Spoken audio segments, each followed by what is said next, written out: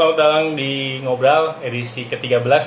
Malam ini kita akan ngobrol-ngobrol dengan salah satu anak muda yang mempunyai usaha di bidang teknologi.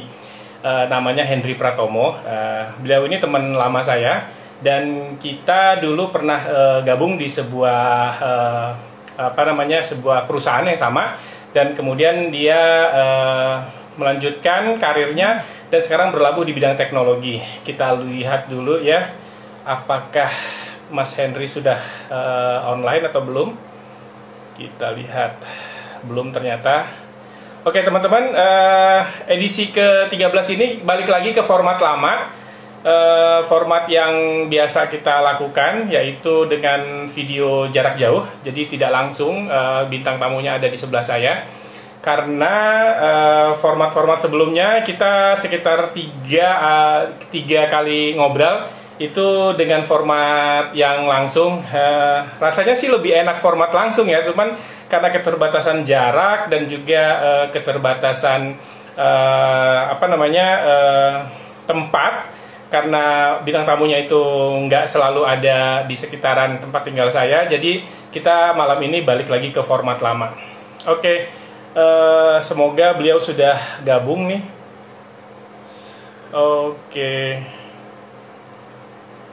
Oke, sebentar. Oke, sebentar ya. Semoga sudah ada. Ada Kang Ari. Mas Ari udah ada di mana nih sekarang?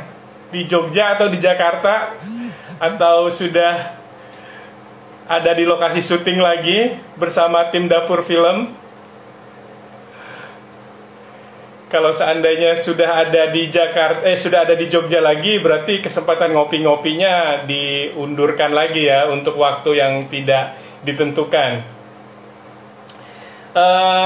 Startup ini banyak sekali yang bermunculan, tapi juga banyak juga yang akhirnya harus mengakhiri perjalanannya. Karena bisnisnya lumayan berisiko dengan modal yang cukup besar, dan mereka rata-rata itu mengharapkan funding atau donasi, permodalan dari pihak luar yang ingin mengikut sertakan modal mereka ke bisnis yang sedang mereka rintis. Nah, bisnis startup ini sendiri banyak cerita-cerita suksesnya seperti yang kita gunakan setiap hari, yaitu Gojek, dan juga bisnis marketplace seperti Tokopedia. Dan di belakang itu ternyata banyak juga hal-hal yang menyimpan cerita-cerita yang tidak sesukses itu gitu. Nah, bintang tamu kita kali ini akan menceritakan, karena dia sudah memulainya itu kurang lebih sekitar 5 tahunan di startup ini, dan kita ini beliau sudah bergabung. Oke, mantap, ribut untuk di Jakarta kalau begitu. Kalau di Jakarta bergabung lagi. Oke, akhirnya. Halo Bang Al. Mas Henry Pratomo masuk juga. Masuk, oke. Ditunggu kurang lebih sekitar 3 menit gua nih ngomong-ngomong sendiri tadi, Ndri. Oke. Oke, Ndri, ceritain tentang lu dulu. Ya, mungkin gue mau kenalan dulu kali ya buat teman-teman semua yang nonton di sini. Jadi nama gue Henry Pratomo. Bener tadi Bang Al bilang mungkin udah ada, sebenarnya sih nggak 5 tahun ya, mungkin 4 tahun ya, 4 tahun ya, exactly-nya ya. 4 tahun memulai di dunia startup. Jadi gue berlatar belakang pekerjaan sebelumnya itu di perbankan dan di asuransi. Habis itu baru deh kecemplung di dunia startup nih, atau fintech, teknologi gitu ya. Jadi memang startup yang pertama gue masuk itu di pinjam.co.id. Nah, itu tentang gadai online dan pinjaman usaha mikro gitu Bang. Jadi dari mulai startup itu gue baru masuk lagi ke Tamasya. Nah, Tamasya ini sebenarnya bukan gue pindah tempat ya, tapi ini lanjut nih, karena perusahaan ini agak-agak goyang sedikit, jadi bikin satu kapal baru, bikin Tamasya, platformnya itu emas. Tamasya ini panjangannya Tabungan Emas Indonesia. Nah, di situ baru akhirnya di tahun 2017, 19 Mei 2017 berdiri deh Tamasya gitu. Dan alhamdulillah sampai hari ini growth-nya bagus. Udah mulai banyak dikenal juga. Gitu sih. Gue pikir Tamasya ini tadinya ini Henry pindah ke travel and tour gitu loh. Ternyata itu ada kepanjangannya, itu tuh singkatan ternyata. Singkatan. Oke. Gitu. Jadi kira-kira dalam membuat startup itu apa yang harus kita perhatikan dulu nih sebagai pemula? Iya, jadi gini Bang, gue kan belajar dari Pinjam ya, pinjam.co.id. Jadi ini ya gue nggak apa-apa ya, gue sebut aja ya, bahwa startup yang gue masuki di sini nggak berhasil nih Bang nih. Jadi sekarang udah nggak ada nih perusahaannya ya. Nah dari sini udah almarhum lah gitu ya. Jadi di sini gue banyak belajar banget nih dari kesalahan-kesalahan yang pernah kita buat. Jadi memang awal kita bikin startup itu memang harus dilihat dulu. Pertama, startupnya ini ada manfaatnya nggak gitu ya. Jadi memberikan manfaatnya itu apa untuk masyarakat gitu. Jadi kalau sudah memberikan manfaat, itu pasti nanti akan dipakai secara continuity nih, secara terusannya gitu. Nah, itu asal mulanya dari situ dulu. Jadi kalau gue bikin Tamasya, waktu itu bangun Tamasya, itu berangkat dari masalah nih Bang. Jadi pada waktu itu, masalah yang terjadi adalah, misalkan emas itu kan harganya lumayan mahal ya, hitungannya zaman waktu tahun 2017 itu masih 598.000. Nah, artinya nggak setiap orang sanggup langsung beli emas 1 gram nih, gitu ya. Nah, di situ kita berangkat dari mulai cicilan emas. Jadi bisa beli emas mulai dari jangka waktunya 3 sampai 24 bulan. Jadi dicicil. Kalau dicicil pada waktu itu bisa, anggaplah Rp1.000 per hari deh misalkan ya. Itu bisa juga dilakukan, dicicil. Nah, lalu pada pengembangan berikutnya, si Tamasya ini masuk ke ranah tabungan emas. Ini lebih memudahkan lagi nih Bang untuk masyarakat. Jadi bagi yang tadi segmennya nyicil, sekarang kita bikin lagi orang yang nggak sanggup nyicil gitu. Nah, yang nggak sanggup nyicil ini masuk ke platform tabungan emas namanya Tamasya Beli Suka-Suka. Jadi bisa beli emas mulai dari 10.000 dan itu langsung dikonversi ke dalam gram emas. Jadi misalkan Bang Al beli 50.000 tuh dapat berapa gram gitu kan, dikonversi sesuai dengan harga emas pada hari tersebut kayak gitu. Jadi lebih mudah lagi kalau konsepnya tabungan, nggak ada kewajiban nih untuk beli emas ya, mau setiap hari sebulan sekali harus bayar seperti cicilan, enggak. Iya, bebas. Jadi kalau nabung ya sama aja kayak kita nabung di bank gitu, kapanpun boleh gitu, dan nggak ada biaya-biaya.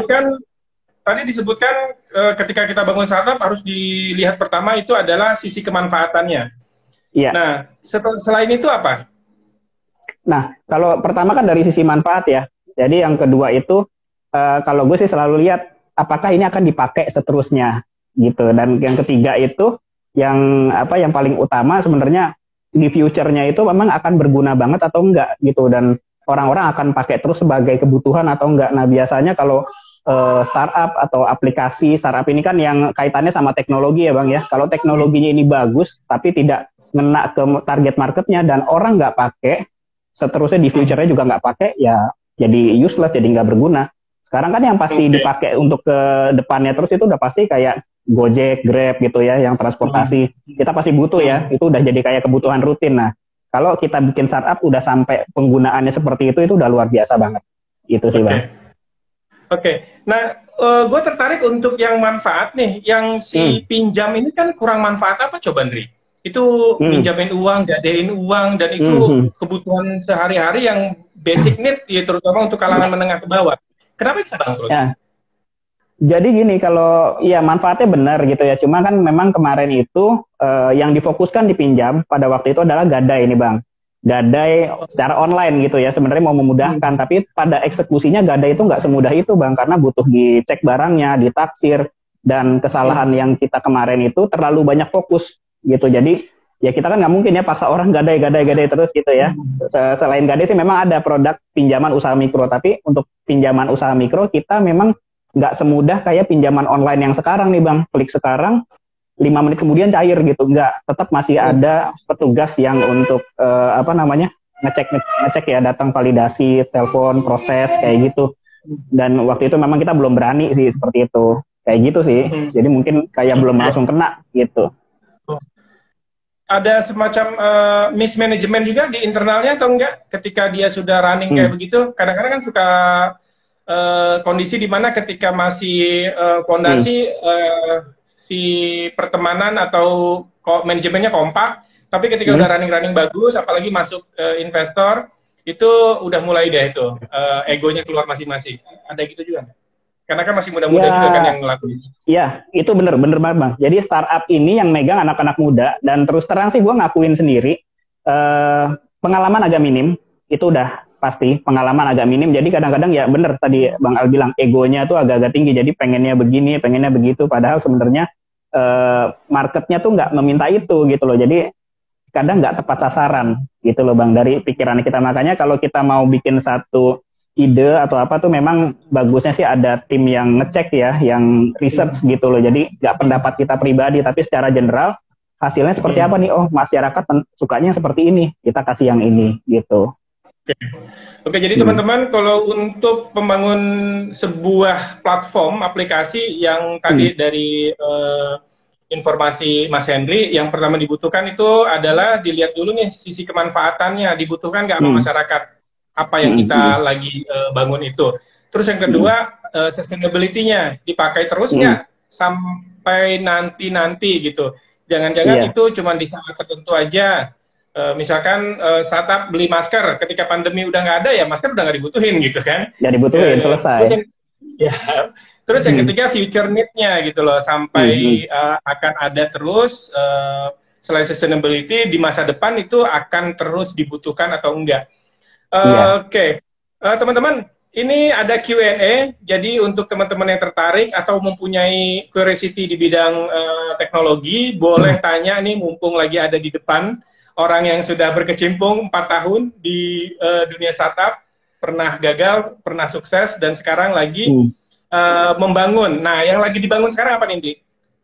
Nah, jadi gini, mungkin sebelum gue cerita yang dibangun ya, jadi gue akan ceritakan sedikit nih, flashback sedikit. Jadi gue ini ex-head of business development di Tamasya. Nah, kemarin gue terakhir di Juni 2020 ini, karena gue mau mengerjakan satu proyek yang baru nih. Nah, sekarang proyek yang baru ini bukan emas nih yang gue pegang, tapi produknya reseller gitu. Jadi gue bikin platform untuk reseller. Nah, di platform ini kita mempertemukan supplier sama reseller, terus end user-nya itu customer-nya gitu ya. Jadi kita menghubungkan, mengkoneksikan mereka semua. Nah, konsepnya di sini, reseller ini bisa jualan tanpa modal nih Bang.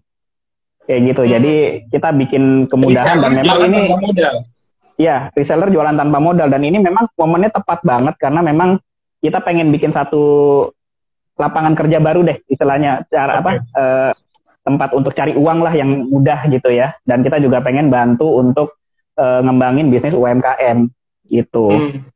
Nah, cuma memang kita masih bikin nih. Itu produknya itu berupa baju, peralatan kebutuhan pakaian yang kayak gitu, sepatu, atau sampai ke makanan, atau masih ini, masih spesifik, atau udah akan terima banyak hal, atau apa yang difokuskan nanti ketika reseller itu? Ya, jadi kalau untuk di reseller sendiri, produknya itu nanti akan macam-macam jenis produk ya Bang ya. Jadi nanti ada fashion, ada otomotif, ada makanan, terus misalkan ada juga sepatu, jam, dan macam-macam sih, semuanya bisa kita masukin di situ. Jadi cuma memang di tahap awal. Bedanya sama marketplace apa ya jadinya? Kalau marketplace itu kan dia, oh ya, kalau marketplace dan dia ada dropshippernya segala macam kan, memang dia langsung ke end usernya ya. Jadi nggak ada perantara pakai reseller gitu. Nah, kalau gue sekalian potensi masyarakat untuk korban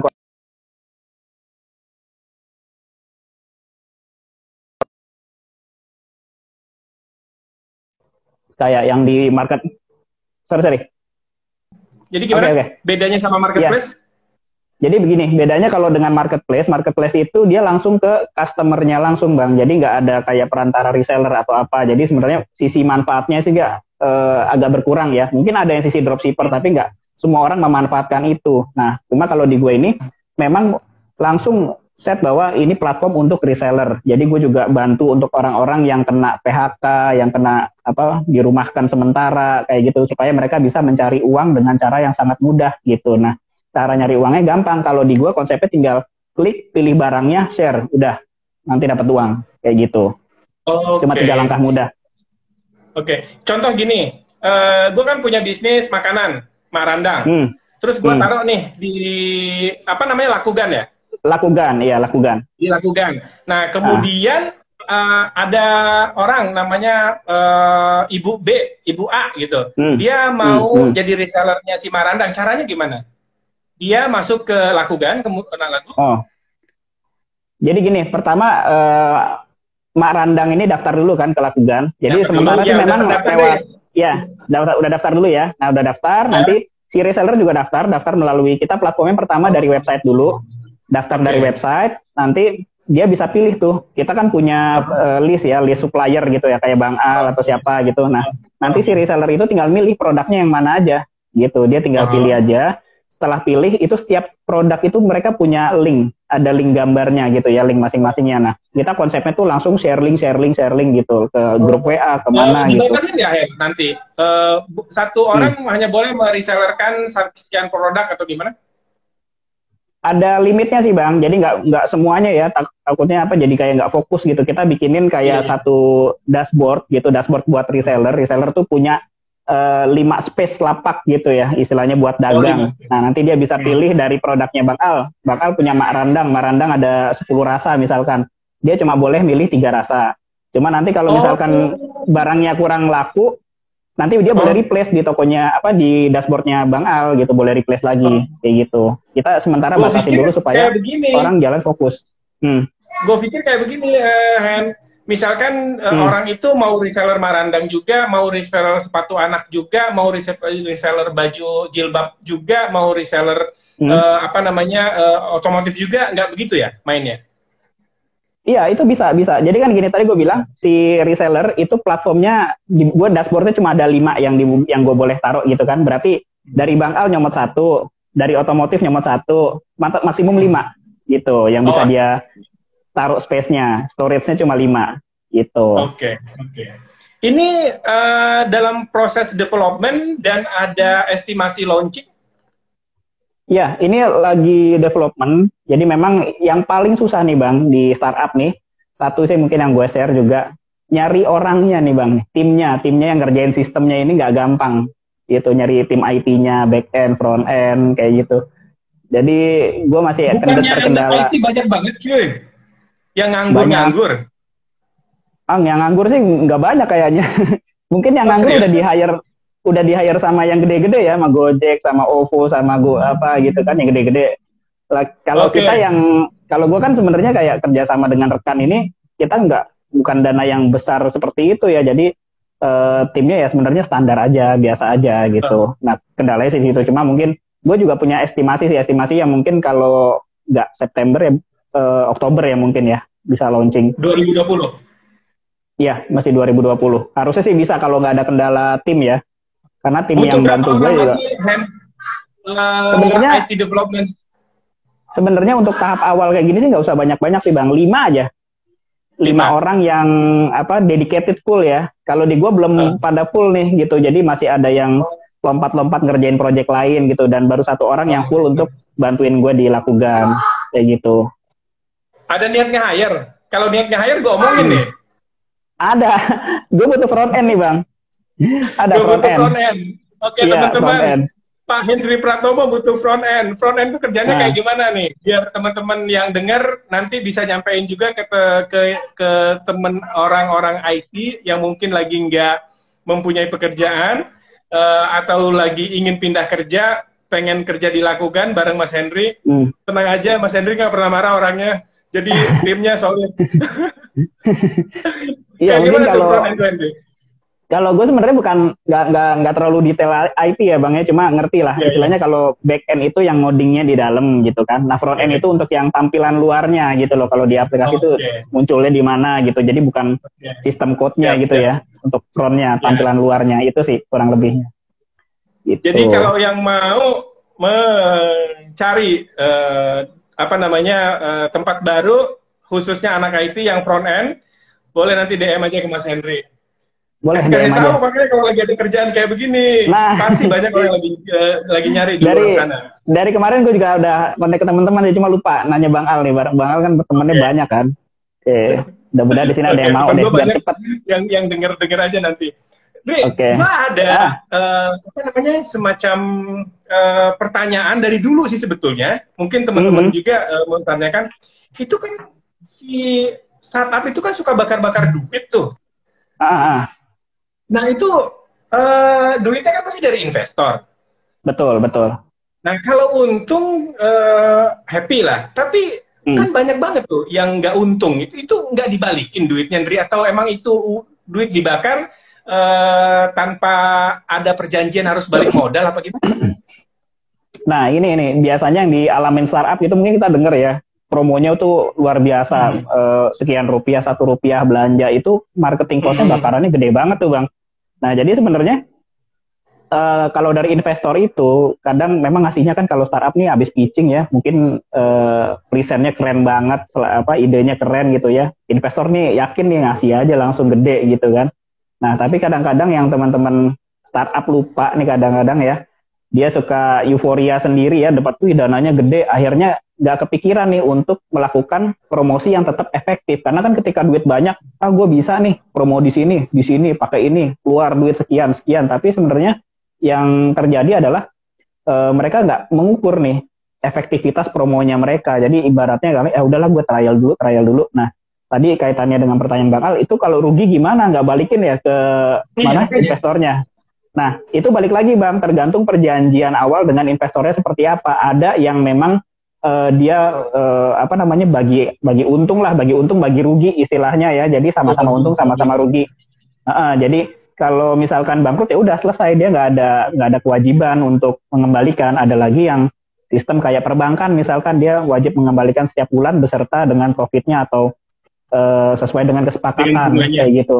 Iya, sesuai kesepakatan. Biasanya sih yang gue dapet nih dari dua startup kemarin, dari pinjam sama yang di Tamasya itu kesepakatannya yang tadi bagi untung bagi rugi istilahnya gitu. Jadi Hmm. nggak ada kewajiban untuk mengembalikan. Oke, Itu sih oke. Bang. Itu bakar-bakar uang akhirnya kebakar sendiri. Nah, Ah, itu tidak ada apa namanya, tidak ada kewajiban untuk mengembalikan. Kok enak banget ya, Ndri? ya gue juga kurang paham ya kenapa bisa begitu ya. Mungkin yang diukur adalah ini Bang, kalau mereka yang investor pengen jadiin si perusahaan ini punya value-nya dulu gitu. Jadi saham mereka tuh atau uang mereka tuh nanti jadi value di situ yang bisa nanti kalau misalkan perusahaannya besar, ya kayak Gojek deh, bangun Gojek, perusahaannya udah gede, kita jual, untung sebenarnya Iya, gitu. iya, iya, iya.